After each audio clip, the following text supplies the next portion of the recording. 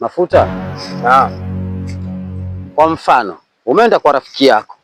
Rafiki yako ni wa kiume. Mmepiga story, unajua umeme wakati mwingine mkiwa ndani katika nyumba ilikuwa iko sawa sawa, unahadaa.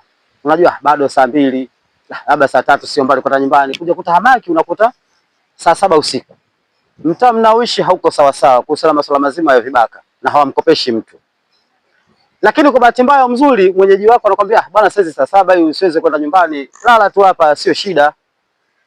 Katandika kitanda, kashusha neti vizuri. Wewe bwana umetangulia kupanda kitandani, wewe bwana kaa kwenye kiti nasoma gazeti.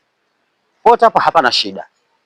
Lakini kwa bahati mbaya mzuri ule bwana wakati sasa anataka kupanda yeye kitandani, kachukua fracture socks, kaifungua, akavaa mguuni kwake.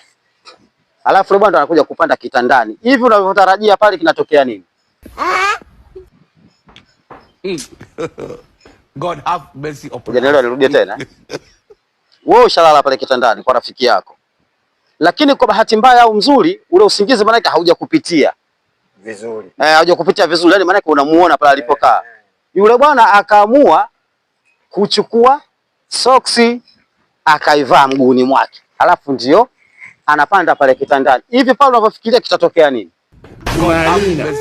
How are you?